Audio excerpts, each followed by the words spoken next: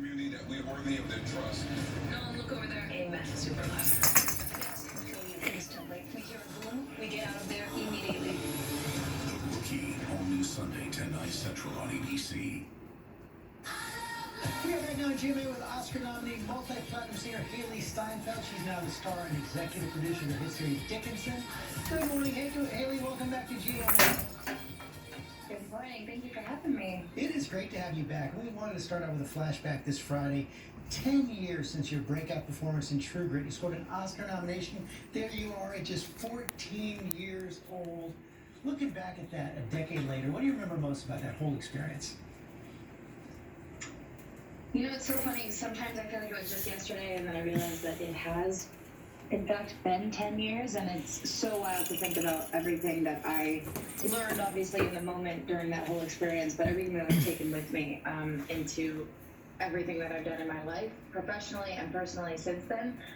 That whole experience, from the people I worked with to the places in the world it took me to, have had such an impact on me, and I am forever grateful for that experience, and still in shock that it's been 10 years. Well, you've done so much jumping off that experience. Your latest project, Dickinson, it's a historical dramedy based on the life of Emily Dickinson, but it's got a modern twist, and you say you actually took some inspiration during quarantine.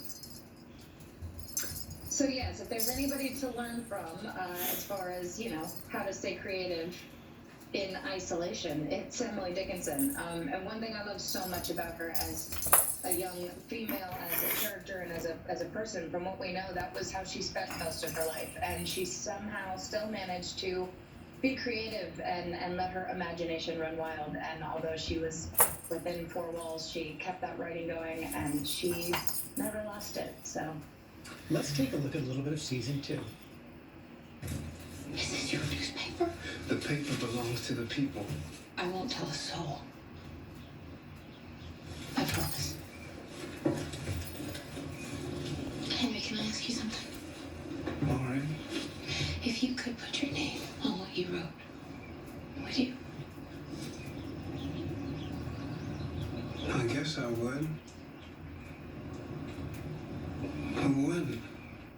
She's getting at something interesting there. She and Emily's whole relationship with fame. She wants people to see her work, obviously, but is also wary of becoming a celebrity. I wonder if that's something you're related to.